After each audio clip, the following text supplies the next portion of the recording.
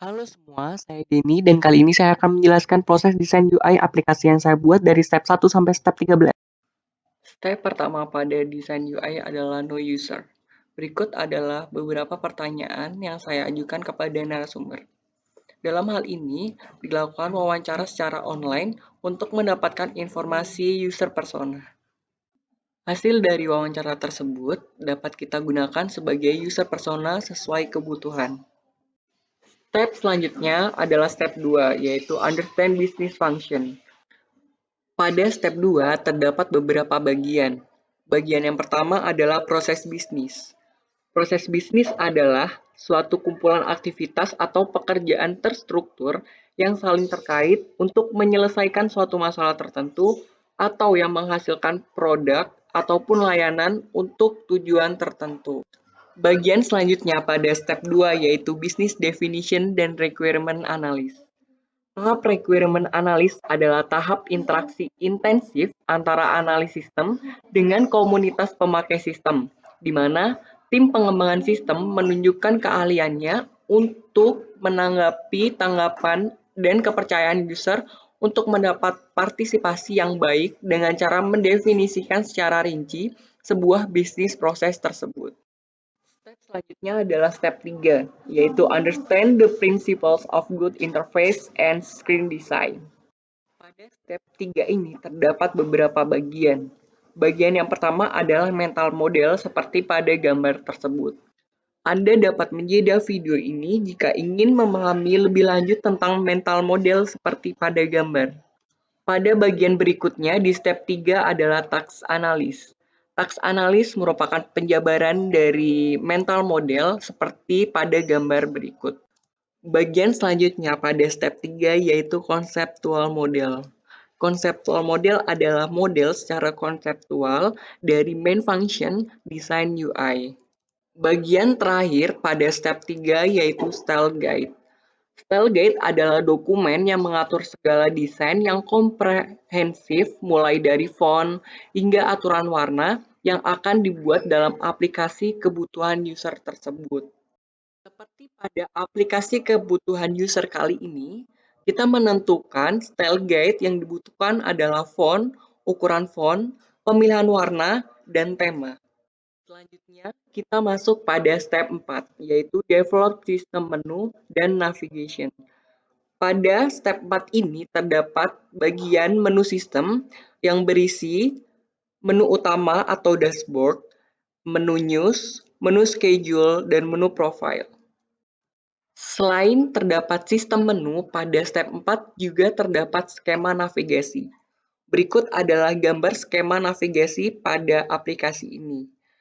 Skema navigasi pada aplikasi ini ditata semenarik mungkin dengan adanya highlight game di tengah dashboard.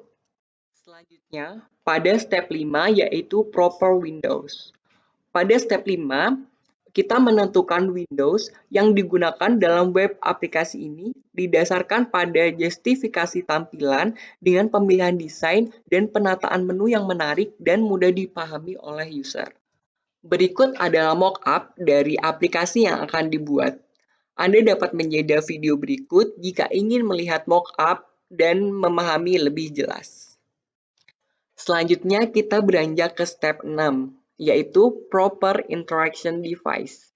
Pada step 6 ini terdapat perangkat interaksi, yaitu device apa saja yang bersangkutan dengan aplikasi yang akan dibuat. Selanjutnya, pada step 7 yaitu screen based control.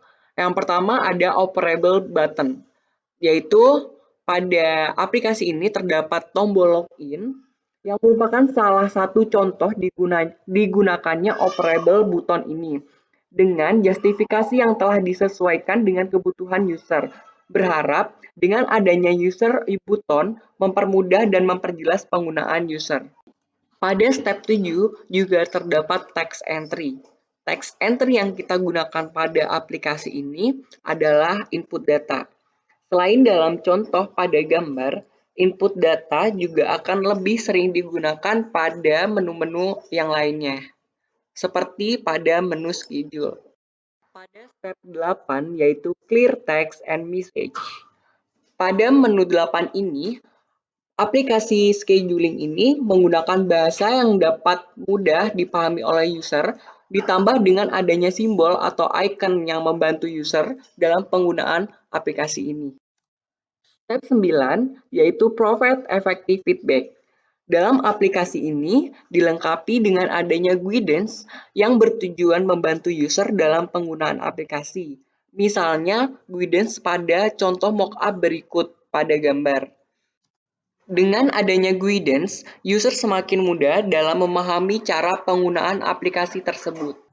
Di step 10 ini terdapat internationalization dan accessibility. Pada internationalization, web aplikasi ini dibuat secara bilingual, namun lebih dominan menggunakan bahasa Indonesia karena ditujukan untuk warga Indonesia, dan dilengkapi dengan image dan simbol yang mudah dipahami oleh user. Pada accessibility, web aplikasi ini dibangun dengan mempertimbangkan ukuran tulisan agar tidak mengganggu user dalam penggunaan web aplikasi ini, ditambah dengan adanya perpaduan warna yang tidak terlalu mencolok sehingga tidak terlalu membuat bosan pengguna. Selain pada sisi teks dan warna, aksesibilitas pada web aplikasi ini dibantu dengan penataan menu-menu yang memudahkan user dalam memahami penggunaan web aplikasi ini. Di step 11, create meaningful graphic, icon, and image. Yang pertama ada nama dan logo. Nama web aplikasi ini adalah scheduling sesuai dengan fungsi utama web ini, yaitu untuk memudahkan pengguna mengatur jadwal sehari-hari dengan web yang berisi jadwal-jadwal yang disesuaikan dengan jadwal pengguna. Adalah button. Button pada web aplikasi ini terdapat dua jenis, yaitu button dengan tulisan penjelas dan button dengan penjelas yang menggunakan warna.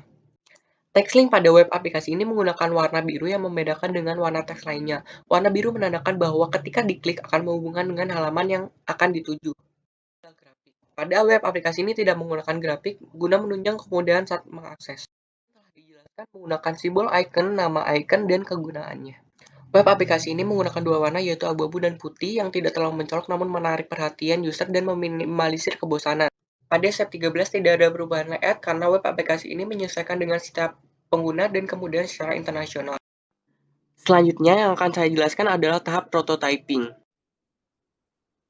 Berikut adalah aplikasi scheduling time. Untuk pengguna yang belum memiliki akun, diwajibkan untuk mendaftar dengan mengisi nama, username, dan password.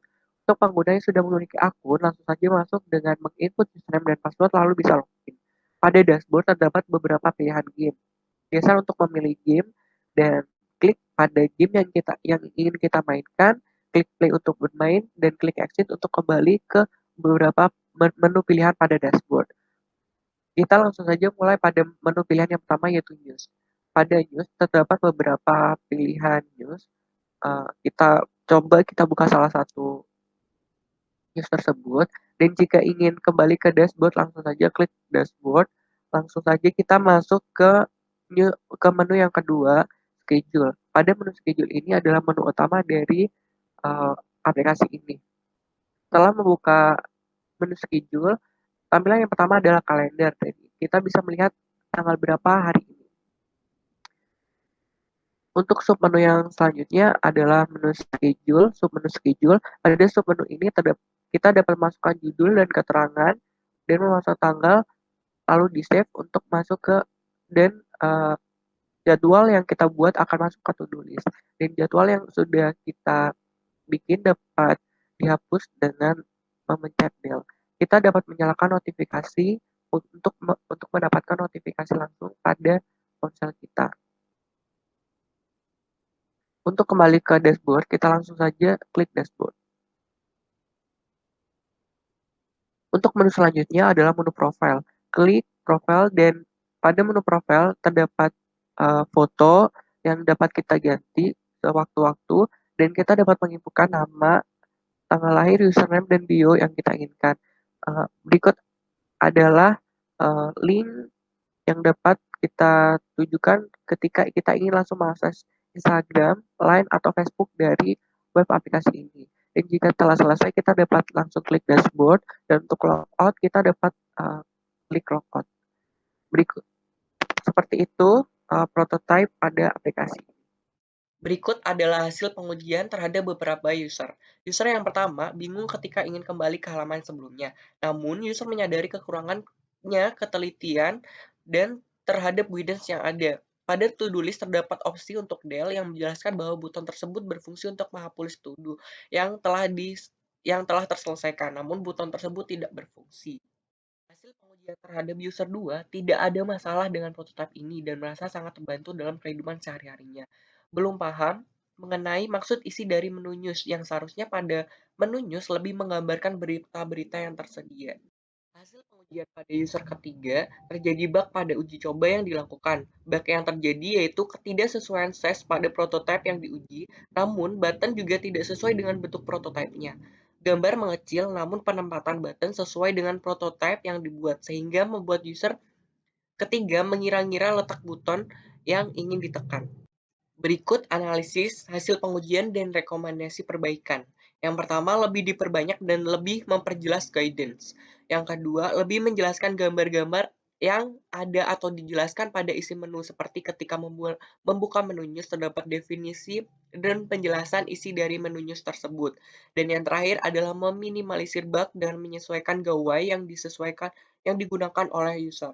Sekian presentasi dari saya. Jika ada kesalahan atau kekurangan, saya mohon maaf. Terima kasih dan sampai jumpa di video selanjutnya.